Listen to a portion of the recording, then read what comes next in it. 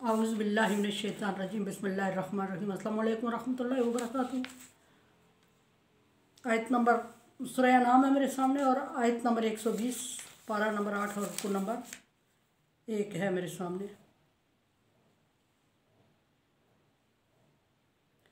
पीछे अल्लाह तबारक व तआला ने मना फरमाया पिछली आयत में कि जिन चीज़ों पर अल्लाह तबारक व तआला का नाम ना लिया जाए ज़िबा करते वक्त उनका खाना हराम है। जो गैरुल्लाह के नाम पे ज़िबा की जाए उनका खाना हराम है। गैरुल्लाह के नाम की डिटेल मुख्तलिफ फ़ी मसला है जो मेरे नॉलेज में थी मैंने बताई। आगे उसी चीज़ को कंटिन्यू किया जा रहा है। सो सिंपल ट्रांसलेशन की तरफ चलते हैं कि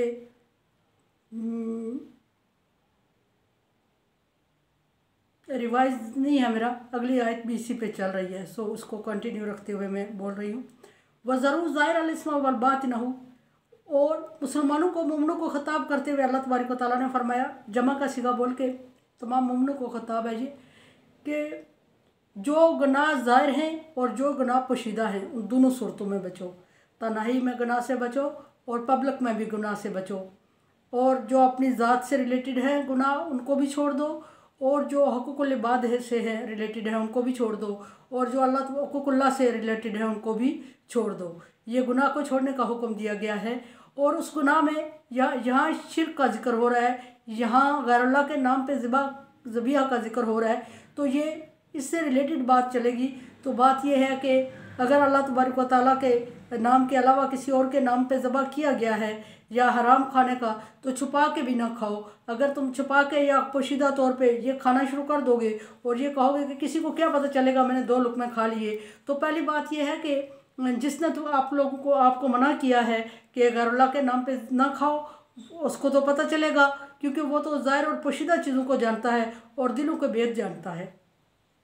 दूसरी बात यह है कि अगर पोशीदा चीज़ तौर पे गुनाह करते रहोगे और बिलाखिर इतने निडर और बहादुर हो जाओगे, जब तुम्हें गुनाह की आदत पड़ जाएगी तो तुम्हें वो गुनाह नहीं लगेगा और आम एक आदत के मुताबिक उसको कर गुजरोगे, तो फिर उससे वापसी मुश्किल हो जाती है। सो ज़रूर ज़ाहिर अल-इस्म व बातिनहु, पोशीदा और ज़ाहिरी गुनाह से दोनों से बचते रहो और छोड़ दो दोनों को।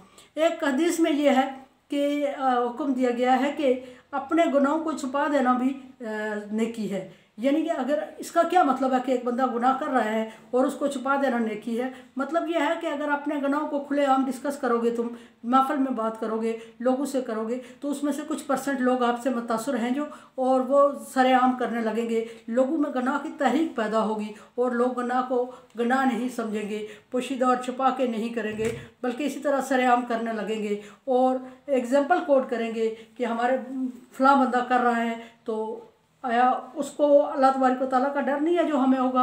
तो इस तरह एक को देख के दूसरा बुराई की इब्तिदा होती है। सो अगर आप लोगों से तन्हाई में कोई गुनाह सरजद हो गया है तो उसको पोशीदा रखो और अल्लाह तबारक व तआला से गिड़गिड़ा के माफ़ी मांगते रहो और तवक्ल है कि आपका दिल मुतमईन हो जाए कि अल्लाह तबारक व तआला ने आपको माफ़ कर दिया है। लेकिन अगर उस गुनाह का ताल्लुक फिर बात वही है कि हक़ुक़ुल इबाद से है, तो जिससे ताल्लुक है उससे माफ़ करवाओ और उसके और अपने दरमियान रखो उसको, और पब्लिश ना करो। अगर उस चीज़ को पब्लिश कर दोगे तो एक तो माशरे में बेचैनी और बदअमनी फैलेगी, और दूसरे की इज़्ज़त मजरूह होगी, किसी की आपकी या किसी और की इज़्ज़त नफ्स मजरूह होगी, और तीसरा ये कि लोगों में गुनाह की तहरीक पैदा होगी। और ये चारों किस्म की चीज़ें जो होती हैं ये फितने से रिलेटेड होती हैं, और इसके लिए अल्लाह तबारक व तआला का कुरान पाक में हुक्म है, अल-फितनतु अशद्दु मिनल क़त्ल, फितना कत्ल से बड़ा गुनाह है। तो हम लोग की ये आदत बन चुकी होती है कि बहुत बहादुर और निडर समझते हैं और समझते हैं हमें दुनिया में किसी का डर नहीं है, दुनिया में किसी का डर नहीं है, और ज़्यादती कर देते हैं किसी से, और फिर सरेआम उसको शर्मिंदा करने के लिए उससे दूसरों से बातें कर रहे होते हैं और उसको शर्मिंदा किए जा रहे होते हैं। ये बिल्कुल नहीं समझते कि अगर दूसरा आपसे कमज़ोर है तो फिर जिसने आपको मना किया है वो तो आपसे कमज़ोर नहीं है, वो हद दर्जा बहुत ताकतवर है, और वो चाहे तो 1 सेकंड में आपके गुनाह को आपकी तरफ फेर ले और लोगों के रवैये आपसे मुतनफ़र लोगों को कर दे, और वो दुनिया में भी आप सज़ा पाएँ, आखिरत में तो पाएँ। और चाहे तो एक सेकंड में जो कमज़ोर है, जिसको आप कमज़ोर समझ के डिस्कस कर रहे हैं, उसको ताकत दे दे किसी तरफ से, और अल्लाह तबारक व तआला देने पे कादिर है। जैसे उसने ग़ज़वा बदर में मुसलमानों को ताकत दी, कमज़ोर मुसलमानों को, और काफिरों पे फतह दे दी और काफिरों को मगलूब कर दिया। तो एग्जाम्पल है ये कि जिसको आप कमज़ोर समझ के और उससे ब्लैकमेल कर रहे हो, तशहीर कर रहे हो गुनाह की, एक तो गुनाह सरजद हुआ और ऊपर से आप उसको ब्लैकमेल किए जा रहे हो और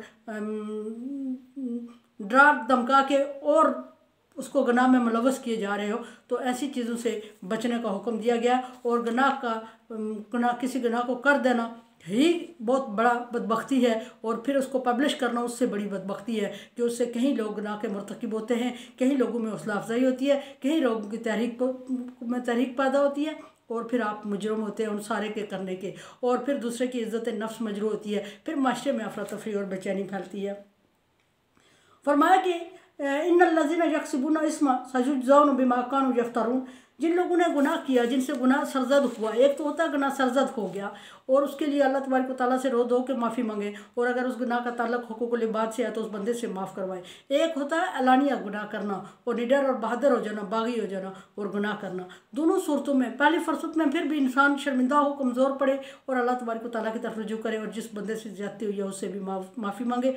अगर वो माफ़ कर लेता है तो अल्लाह तबारक व तआला से उम्मीद रखते हुए आइंदा ना करने का आयद करे, शर्मिंदा हो और तौबा करे, अल्लाह तबारक व तआला माफ़ करेंगे। लेकिन अब बहादुर और बागी होके करते हैं जो गुनाह हम, तो उससे कहीं और गुनाह जन्म लेते हैं, और एक गुनाह तो सरजद हो गया, उसके पीछे और बहुत सारे जुर्म सरजद होते हैं, जो बहुत सारे लोग उस गुनाह के मर्तकिब होते हैं, और वो सब सज़ा, सारा गुनाह आपकी तरफ जा रहा होता है जिससे ने इब्तिदा की है, और फिर माशरे में जो बदअमनी और बेचैनी फैल रही होती है उसका गुनाह। और ये हम माशरे में बदअमनी और बेचैनी फैला के समझते हैं कि ये मामूली सी बात है या खुश हो जाते हैं, इसको बहुत बड़ा, कत्ल से भी बड़ा गुनाह करार दिया गया है। और ये कहीं लोगों की बेचैनी और इज़्ज़त नफ्स को मजरू करने का सबब बनती हैं ऐसी चीज़ें। और इज़्ज़त नफ्स का मजरू होना सबसे बड़ा कत्ल है। मेरा अपना ख्याल ये है कि कत्ल कर देने से बंदा दुनिया से रुपोश हो जाता है, जो उसके पीछे उसको सज़ा के तौर पे बहुत टाइम तक ज़िंदा नहीं रहना पड़ता। अल्लाह तबारक व तआला जाने और वो जाने, अल्लाह सज़ा दे या अल्लाह माफ़ कर दे। लेकिन जब हम किसी की इज़्ज़त पे डाका डाल देते हैं, इज़्ज़त नफ्स को मजरू कर देते हैं, हाँ वो छोटे पैमाने पे हो और बड़े लेवल पे हो कि इज़्ज़त नफ्स मजरू हो गई किसी की, तो वो जब तक बंदा ज़िंदा है, जब तक मर रहा होता है, जी रहा होता है, लम्हा लम्हा मर रहा होता है, लम्हा लम्हा जी रहा होता है, और उसकी सज़ा बहुत बड़ी होती है ज़िंदा रहने वाले बंदे के लिए। और इस ऐसी चीज़ों से इज्तनाब करने का हुक्म दिया गया। फरमाया कि जो लोग गुनाह करते हैं, अलानिया करें या पोशीदा करें, वो गलती से सरजद हो जाए या कर गुजरें, जो भी जैसा भी है, अल्लाह तबारक व तआला उनको क़यामत तक डिले करने का अल्लाह ने नहीं हुक्म दिया। युज्ज़ौना, सा का मतलब होता है जल्द अल्लाह तबारक व तआला उनको बदला दे देंगे, दुनिया में ही दिखा देंगे, दुनिया में ही चुका देंगे। सा जल्द के लिए, सौफा अरबी में जल्दी के लिए बोला जाता है। फरमाया कि फ़ौरन अल्लाह तबारक व तआला उसको बदला दे देंगे, और जिसने ऐसा कर दिया उसको भी इंतज़ार करना चाहिए कि कौन सा टाइम होगा कि अल्लाह तबारक व तआला उसको दुनिया में ही बदला चुका दें, और जिससे ज़्यादती हो गई उसको भी इंतज़ार करना चाहिए कि वो अल्लाह तबारक व तआला उसकी ज़्यादती का बदला उसके सामने लाने वाले हैं और उसको दिखा देंगे। फरमाया कि बिमा कानू यफ्तरून कि वो ऐसे गुनाह में मुलव्वस होते फिर रहे हैं और जो करते जा रहे हैं, और जो अपने साथ और भी बांधते जा रहे हैं कि अपना गुनाह तो सरजद हो गया, बाकियों की भी निस्बत उनकी तरफ ठहर रही होती है, उनको अल्लाह तबारक व तआला दुनिया और आखिरत में तबाही का सबब करेगा, बर्बादी देगा। लेकिन आखिरत तक की बात ही नहीं, जल्द ही अल्लाह तबारक व तआला दुनिया में उसको चुका देगा बदला। वला ताकुलू मिम्मा लम युज़्किरुस्मुल्लाह अलैहि, और जिस चीज़ पर अल्लाह का नाम ना लिया जाए उसको ना खाओ। तफसीर इसके पीछे गुजर चुकी है, सॉरी उसको ना खाओ, ये बहुत बड़ा ये गुनाह है, फिस्क है। व शैतान लयूहूना इला औलियाहिम, शैतान अपने दोस्तों के दिलों में ये बातें डालता रहता है और इस तरह की, ताकि तुम्हें भी वो तहरीक देते हैं, तरगीब देते हैं इस तरह की चीज़ें खाने की और इस तरह की नाफरमानी करने की, और ख़ुद भी कर रहे होते हैं। ये क्यों कर रहे होते हैं कि शैतान की तरगीब होती है उनको, और शैतान अपने दूसरे दोस्तों में जो इंसानी सूरत में हमारे पास मौजूद है उनमें भी तहरीक दे रहा होता है, तरगीब दे रहा होता है, और वो इसलिए करता है कि फितना फसाद बर्पा करे। लियुजादिलूना युजादिलुकुम, ताकि वो आपसे झगड़ा करे। कौन झगड़ा करे? जो शैतान सिफ्त इंसान है वो झगड़ा करे आपसे और इसमें बहस मुबासा करे और मुज़ाकरात करे। तो सो कोशिश करें कि ऐसी चीज़ों में जब पड़ जाए तो मुज़ाकरात से ही बस मुबासे से गुरेज करें। अगर आपके पास प्रॉपर दलाइल है, प्रॉपर इल्म आप रखते हैं तो इस सूरत में आप कोशिश करें। अगर नहीं रखते, कोशिश करें अपने दिन का डिफेंस करें और मनवा के रहें। और अगर इतना इल्म, उतना नॉलेज नहीं रखते तो ख्वामखा बहस में पढ़ के तो अपने दीन को और अपने माबूद को गालियाँ दिलवाने का सबब ना बने। और ये भी है कि आप कमज़ोर ना पड़ जाएं बहस में, इसलिए जिससे आपका बहस चल जाए और जाहिलों से वास्ता पड़ जाए तो उनको सलाम कह के, यानी अच्छे तरीके से सलाम कहने का मतलब यह है कि कतई ताल्लुक़ मतलब नहीं है कि अलहदा हो जाओ, कभी मिलो ही ना। उनको यानी कि सलाम से मतलब दुआ है, उनको दुआ दे के, उनको सलाम करके तो उनसे किनारा कश हो जाओ और अपने जिस तरह आपका दीन है, जिस तरह आपका मज़हब है उस पर अमल करते जाओ। और इन मुख्तलिफ मसले में पढ़ कर अपने आप को और अपनी जनरेशन को ज़ाया ना करो। अल्लाह तबारक व तआला ने हुक्म दे दिया, जो आपकी समझ में आ रहा है उसको पर अमल करो, और जो नहीं आ रहा है उससे किसी मोतबर, किसी आलम से, किसी मुफ्ती हजरत से मशवरा ले लिया करें और अपनी समझ के मुताबिक कुरान पाक पे अमल न शुरू कर दिया करें। मैं भी कि अल्लाह तबारक व तआला के हुक्म देने का मतलब क्या है और किन अल्फाज से अल्लाह तबारक व तआला किन लोगों से मुखातब है और आयत का शान नज़ूल क्या है और हम किस पैराए में उसको बयान कर चुके हैं, तो गुनाह होता है और बुराई की इब्तिदा हो जाती है उससे।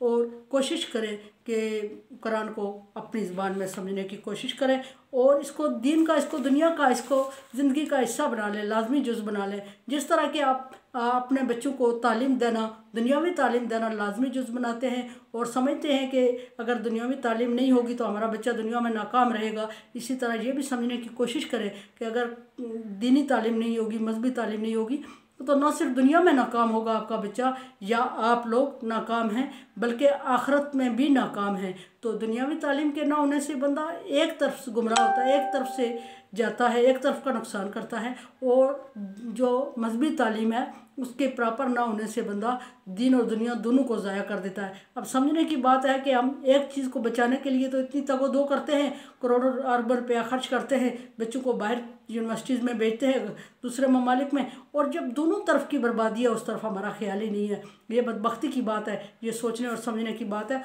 और कोशिश करें कि अपने बच्चों को दुनियावी तालीम के साथ साथ दीनी तालीम भी दें। आगे फरमाया कि इन अतातमुहुम इन्नकुम लमुशरिकून, अगर तुम गैरुल्लाह के नाम पे ज़बह की हुई चीज़ या वो चीज़ खा लेते हो जिस पर अल्लाह का नाम नहीं लिया गया तो तुम मुशरिक हो जाओगे। इसके बारे में मैं कल भी बयान कर चुकी हूँ, आपके सामने अर्ज़ किया है कि मुख्तलिफ ही मसला है। हज़रत आयशा का कौल है इसमें कि जिस बंदे को पता चल जाए कि उसको ज़िबा करते वक्त जानवर को अल्लाह का नाम लेना भूल गया है या किसी वजह से नहीं लिया तो वो खाते वक्त अल्लाह का नाम ले ले। हज़रत शाफ़ई कहते हैं कि गैरुल्लाह के नाम पे ज़बा, ये बड़ा मुख्तलिफ ही मसला है। बहरहाल कुछ कहते हैं मज़ारों के चढ़ावे, लेकिन मज़हब मसलक आपका जो भी है उसके मुताबिक कुरान पाक को स्टडी करें और छोटी चीज़ को, ये एक छोटी सी चीज़ है उससे बचा जा सकता है, लेकिन उसको बड़े फितने का सबब ना बनाएं और बड़े फितने में इसकी वजह से ना पड़ जाया करें। और कोशिश किया करें कि अपने अंदर हिम्मत बर्दाश्त पैदा करें और दूसरों को रहमदिली और मोहब्बत और उल्फत की तरफ लाएं। यह ना हो कि हम दूसरों को नफ़रत की तरफ ला रहे हों और हमें समझ ही ना आ रही हो और हमारा एक लफ्ज़ अल-फितना तो अशद्दु मिनल क़त्ल हो जाए तो फिर क्या। मेरे चैनल को आप सब्सक्राइब कर रहे हैं। Thank you so much. Like dislike as you like. Allah हाफिज़।